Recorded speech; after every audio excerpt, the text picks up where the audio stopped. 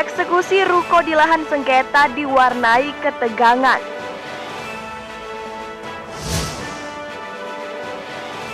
Seorang bocah di Tanggamus meninggal karena bermain meriam bambu.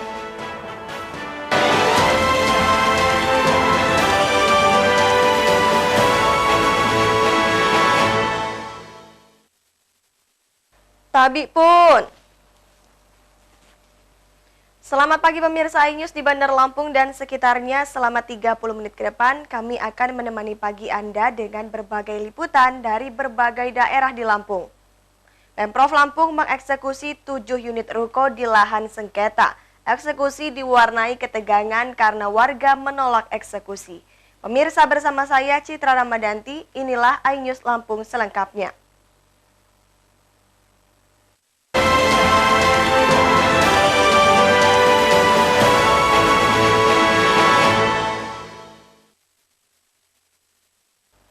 Eksekusi 7 unit bangunan ruko di atas lahan sengketa antara warga dan pemerintah Provinsi Lampung diwarnai ketegangan. Warga menghadang alat berat yang akan menghancurkan bangunan milik warga.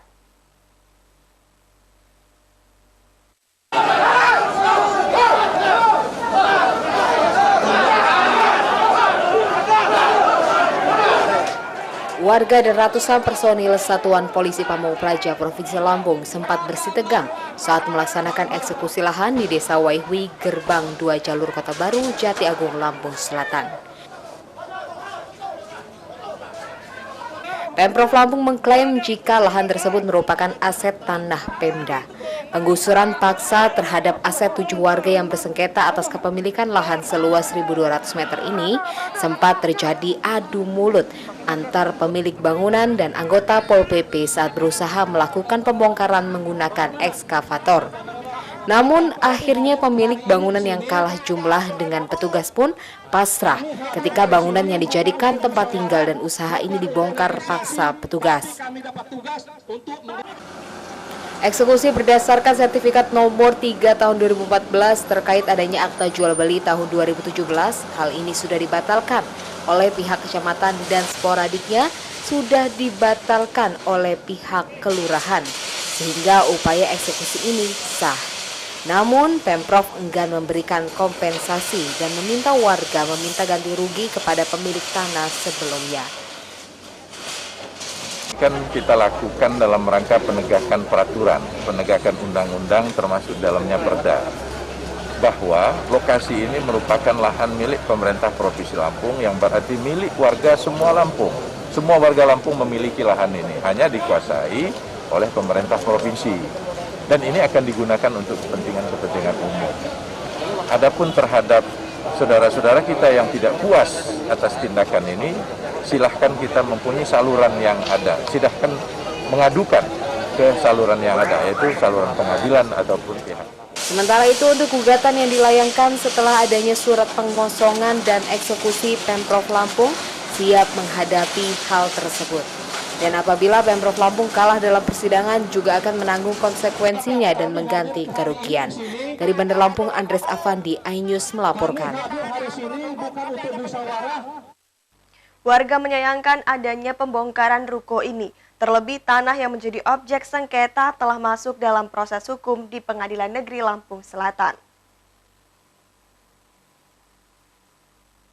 Tetapi pemerintah ada mengambil tindakan lain berupa... Kuasa hukum warga Eka Intan Putri menyayangkan adanya pembongkaran ruko oleh Pemprov Lampung.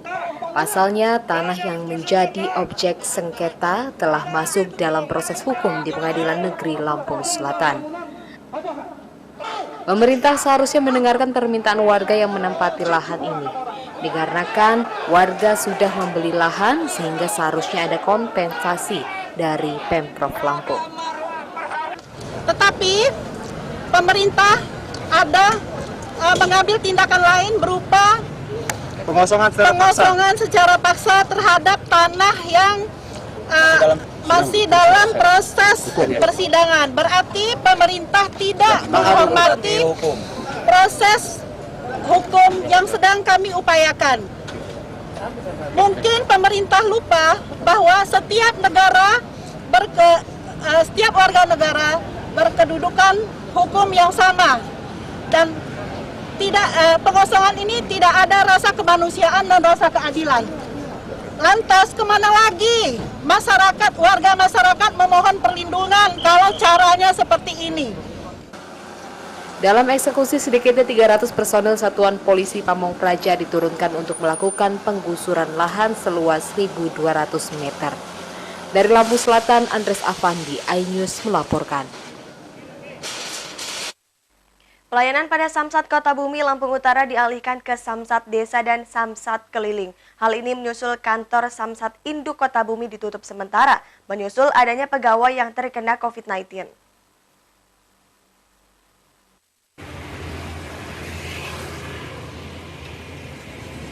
Sejak ditutupnya operasional pelayanan kantor Samsat Induk Kota Bumi, pelayanan induk sementara waktu dialihkan pada Samsat Desa dan Samsat Keliling.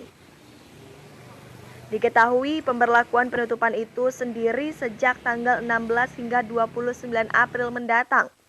Penutupan sementara karena beberapa pegawai yang positif COVID-19.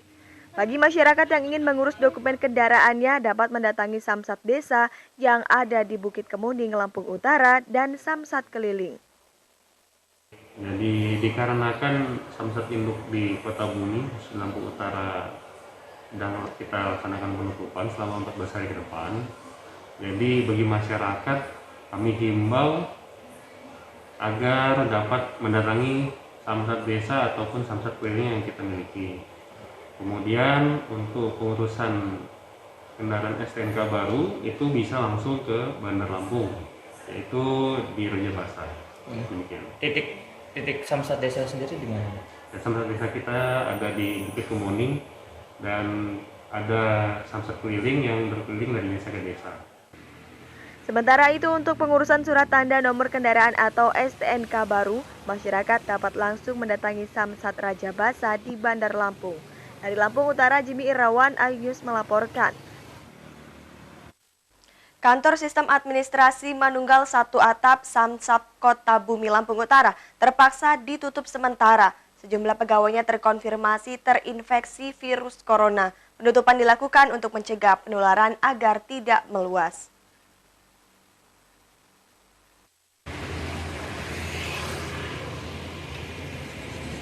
Kantor Samsat yang terletak di Jalan Jenderal Sudirman, Kota Bumi, Lampung Utara ini terpaksa ditutup sementara. Sejumlah pegawainya terkonfirmasi COVID-19. Penutupan dilakukan selama sepekan mendatang. Sejak awal bulan ini, Samsat Lampung Utara tengah menjalankan program pemutihan pajak kendaraan bermotor.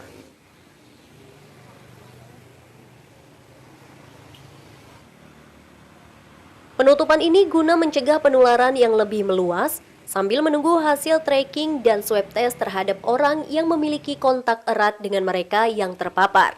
Setidaknya ada 30 pegawai Samsat Lampung Utara yang telah dites swab dan menunggu hasil tes.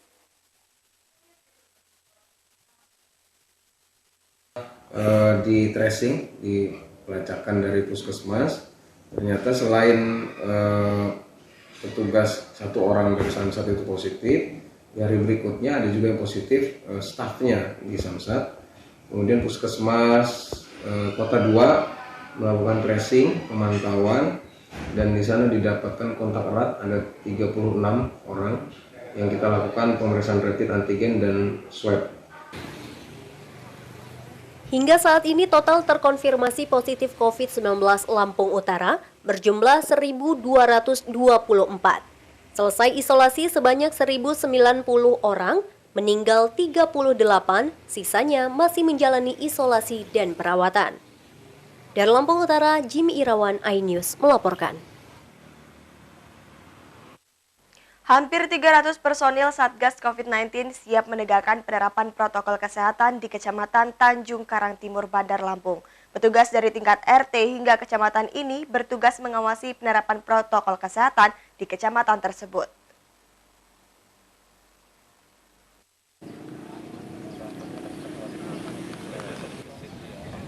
Wali Kota Bandar Lampung Eva Dwiana menyatakan tugas Satgas COVID di tingkat RT hingga kecamatan adalah untuk menegakkan penerapan protokol kesehatan di wilayahnya masing-masing. tanggung jawab kita.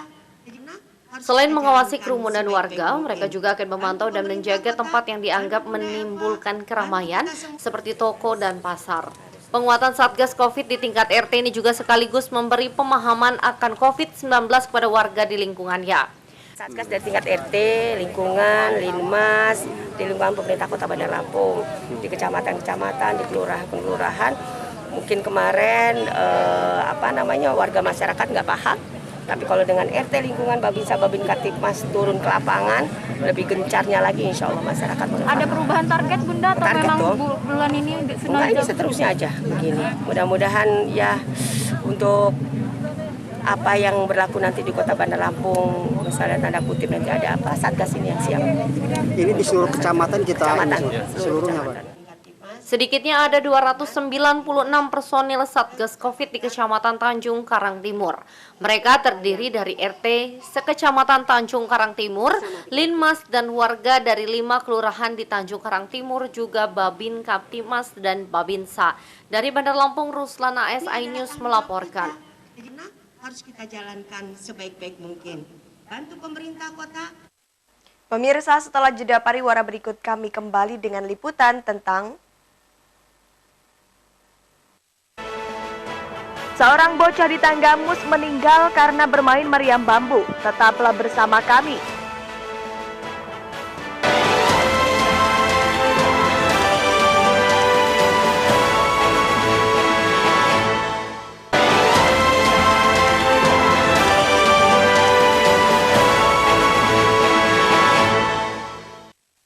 Pemirsa, Anda masih menyaksikan iNews Lampung. Bagi Anda para orang tua, awasi anak-anak saat bermain. Seorang bocah di Tanggamus meregang nyawa karena bermain meriam bambu. Bocah malang ini terluka bakar di sekujur tubuhnya.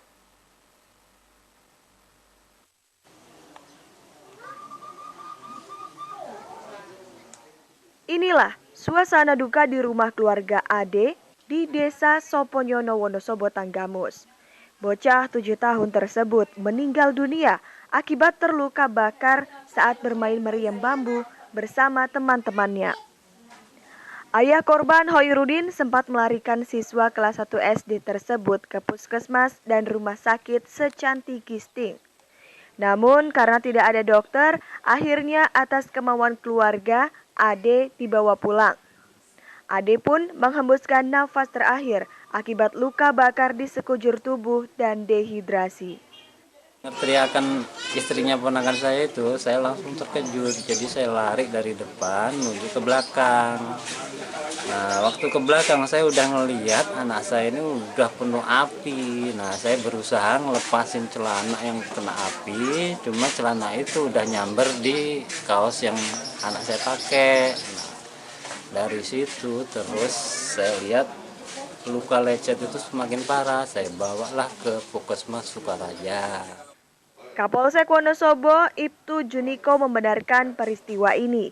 Keluarga telah memakamkan Ade di TPU setempat. Nama inisial Ade, umur 7 tahun tersebut yang wafat, yang akan dimakamkan di Soponyono, itu memang betul warga kita, Soponyono Tanggamus, yang menurut informasi yang kita dapat bahwa anak tersebut meninggal karena kecelakaan setelah bermain meriam bambu. Meriam bambu yang biasanya dikenal oleh bahasa daerah itu leng bumbung atau jeduman. Kasus ini harus menjadi perhatian khusus bagi orang tua untuk mengawasi permainan anak-anak. Terlebih meriam bambu merupakan salah satu permainan tradisional yang kerap dimainkan saat Ramadan. Dari Tanggamus, Indra Siregar, iNews melaporkan. Masih dari Tanggamus, polisi masih memeriksa RSF tersangka pencuri harta milik mertuanya. Kasusnya dilaporkan tahun 2018 lalu dengan total kerugian ditaksir 1 miliar rupiah.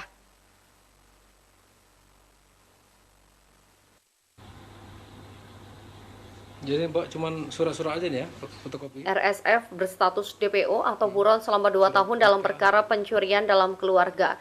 Ia diduga mengambil sejumlah harta berharga milik Farizal Indra yang merupakan mertuanya sendiri. Diketahui RSF sudah digugat cerai oleh suaminya di Pengadilan Agama Kota Agung. Sekarang kedua anaknya berusia 3 dan 6 tahun dirawat oleh mertuanya. RSF mencuri harta milik mertuanya secara bertahap. Pada Juli 2015, RSF mencuri 1 BPKB mobil dan sertifikat tanah milik korban. Pada 2017, tersangka kembali mengambil 2 buah sertifikat rumah milik korban. Masing-masing sertifikat rumah di perumahan BKP Blok 5 nomor 251 Kemiling Bandar Lampung dan Blok J nomor 79 Kemiling Bandar Lampung. 2 sertifikat tersebut saat ini telah berpindah ke pemilikan atas nama orang lain. Anggota Reskrim Polres Tanggamus kesulitan melacak RSF yang sering berpindah tempat. Total kerugian korban ditaksir sekitar 1 miliar rupiah. Saat ini korban sedang sakit. Untuk kondisi mertuanya beberapa bulan ini sakit stroke. Itulah yang membuat kita terpanggil sehingga kita melakukan penyelidikan lebih lanjut. Nilai apa yang digelapkan dia itu apa aja sih Bang? Yang digelapkannya pertama di tahun 2015 itu ada 1 sertifikat hak milik, ada 1 BPKB. Lokasi di mana? Lokasi di Terbaya, Pekon Terbaya, Tanggamus. Terus yang kedua di tahun 2017 sama juga 2 sertifikat hak milik yang ada di Bandar Lampung dan di Lampung Selatan. Nilainya itu? Untuk total kita hitung hampir mendekati 1 miliar rupiah. RSF dijerat dengan pasal 367 Junto 362 KUH Pidana dengan ancaman maksimal 5 tahun penjara. Dari Tanggamus, Indra Siregar, iNews melaporkan. Surat nikah ya.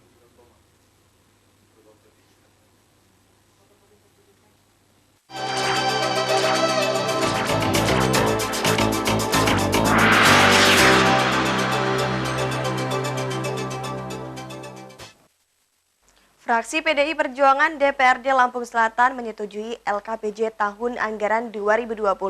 Hal ini sesuai dengan visi dan misi pemerintah daerah Lampung Selatan yang telah disepakati bersama DPRD Lampung Selatan.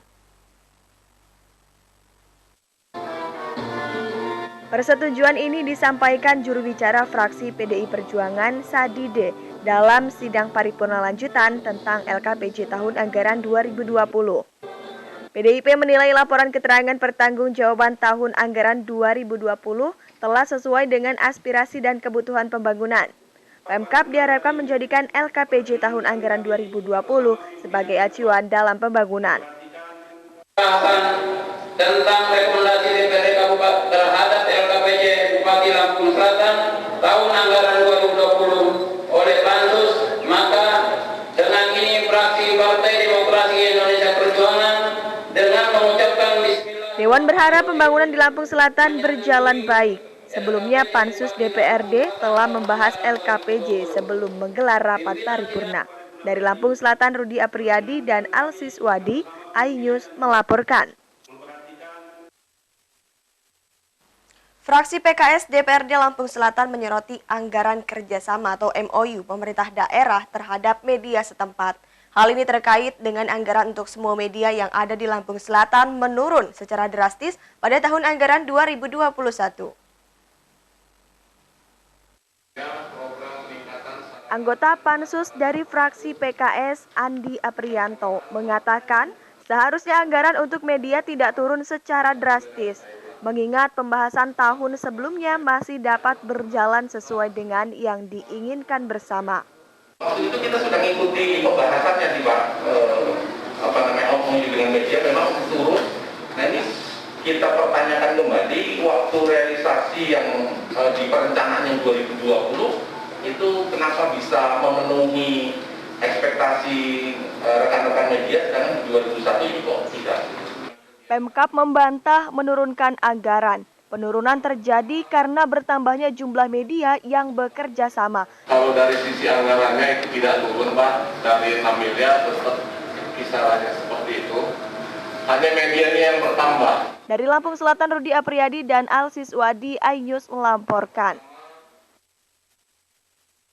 Pemirsa, setelah pesan-pesan berikut ini kami kembali dengan liputan tentang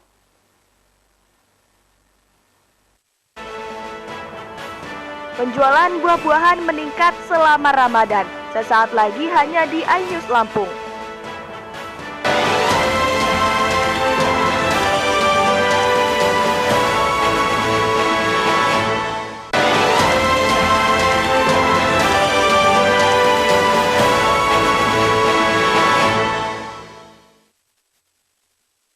Di bulan suci Ramadan, penjualan buah di Lampung Barat meningkat tajam. Selain dijadikan campuran takjil saat berbuka puasa, buah-buahan juga mampu meningkatkan imunitas tubuh. Laporan tersebut mengakhiri iNews Lampung hari ini. Mewakili tim yang bertugas hari ini, saya Citra Ramadanti undur diri.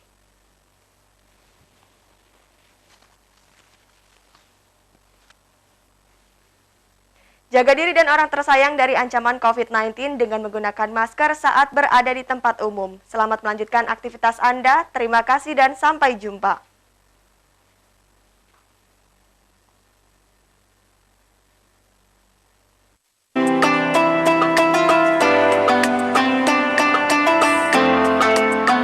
Seperti inilah kondisi di pasar buah yang terletak di pusat ibu kota Liwa. Sejak siang hari, aktivitas jual beli terlihat ramai.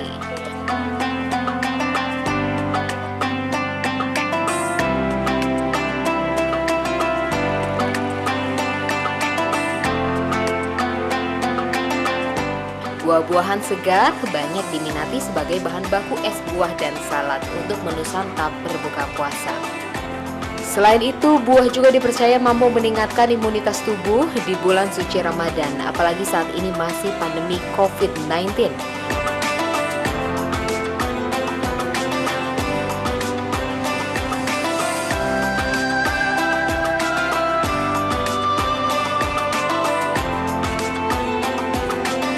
Para pedagang mengaku penjualan buah selama Ramadan meningkat hingga 3 kali lipat dibanding hari-hari biasanya. Menurut pedagang, buah yang paling diminati pembeli pada bulan puasa diantaranya kurma, belewah, timun suri, melon, semangka, dan anggur.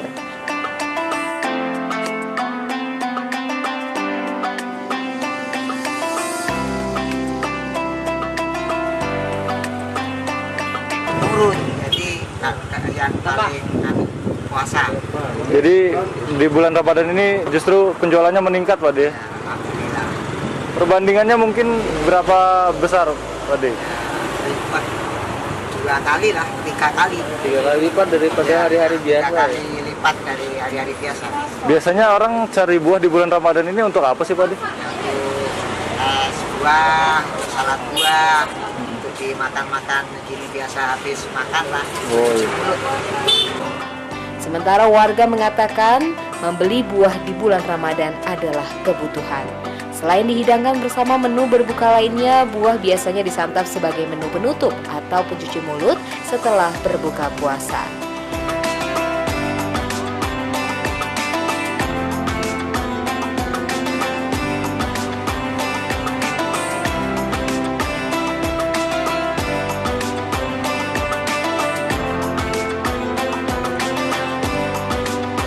Sebarus.